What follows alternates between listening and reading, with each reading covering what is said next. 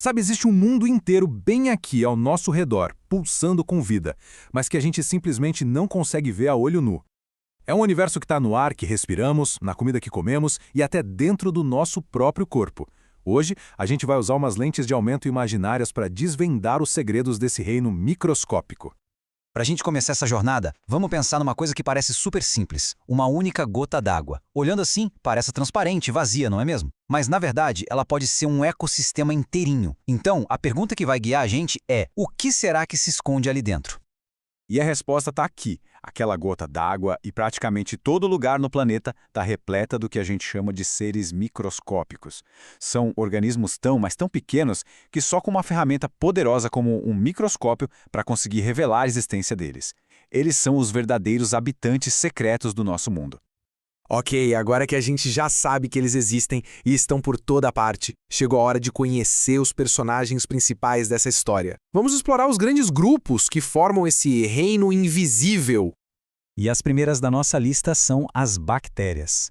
Pensa nelas como as operárias incansáveis do mundo microscópico. Apesar de serem seres bem simples, de uma célula só, elas são essenciais e fazem trabalhos incríveis. O mais fascinante sobre as bactérias é que elas têm dois lados, sabe? De um lado, tem aquelas que vivem no nosso intestino e ajudam na digestão. E olha que curioso, existem mais células de bactérias no nosso corpo do que células humanas. Mas por outro lado, existem aquelas que causam problemas, como dores de garganta e cárias. Isso mostra por que a higiene é tão importante, né? Ela ajuda a gente a manter esse equilíbrio delicado a nosso favor. Mas como é que algo tão pequeno pode se tornar visível? Pelo trabalho em equipe. Quando as bactérias se juntam e se juntam em números gigantescos, elas formam o que a gente chama de colônias. São como se fossem cidades de bactérias que podem crescer tanto, mas tanto, que acabam virando manchas visíveis, revelando a presença delas. Seguindo em frente, a gente encontra o próximo grupo, os fungos. Eles são uma categoria de seres vivos muito curiosa. Eles não se encaixam naquelas caixinhas que a gente conhece, sabe? Não são plantas e também não são animais. Eles formam um reino totalmente à parte. O mundo dos fungos é enorme. Vai desde o fermento microscópico que faz o pão crescer até os cogumelos que a gente vê na floresta. Eles são super úteis, usados na produção de alimentos e até de remédios importantes. Mas assim como as bactérias, alguns deles podem ser prejudiciais e causar infecções.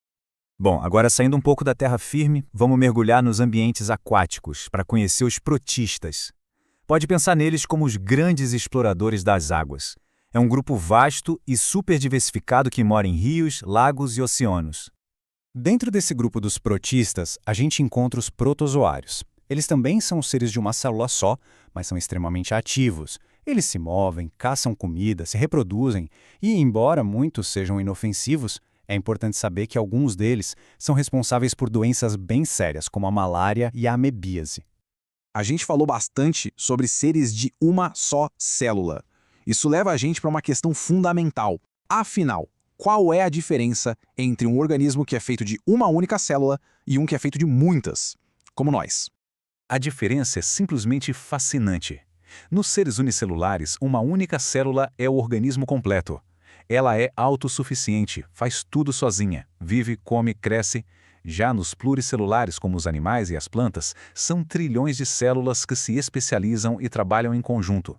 Cada uma tem a sua função, é um trabalho de equipe incrível. Então, com toda essa diversidade, a grande questão é como esses seres nos afetam. No fim das contas, eles são amigos ou inimigos? Vamos analisar o impacto deles no nosso mundo. E a resposta é os dois. A gente tem bactérias e fungos que são vitais para a nossa saúde e para a indústria, ajudando a produzir alimentos e medicamentos. Ao mesmo tempo, outros tipos podem causar doenças bem chatas. É uma relação complexa, de puro equilíbrio. Então, só para a gente organizar as ideias, vamos rever rapidinho os principais grupos. Primeiro, as bactérias, aqueles seres unicelulares simples. Depois, os fungos, que formam uma categoria única, nem planta, nem animal. E por fim, os protozoários, os ativos habitantes das águas. Esse é o elenco de personagens do nosso mundo microscópico. Ao final dessa jornada, a gente volta ao nosso ponto de partida, mas com uma perspectiva completamente nova. Aquela simples gota d'água do começo já não parece mais vazia, né? Ela se transformou num portal para um novo universo. E a gente termina com essa reflexão. Da próxima vez que alguém olhar para uma gota d'água ou para qualquer parte do mundo, vale lembrar que o que os olhos veem nem sempre é tudo o que existe. Escondido da nossa visão há um universo inteiro, cheio de vida e movimento, que é fundamental para o equilíbrio do planeta. E aí fica a pergunta no ar: o que mais será que a gente ainda não está vendo?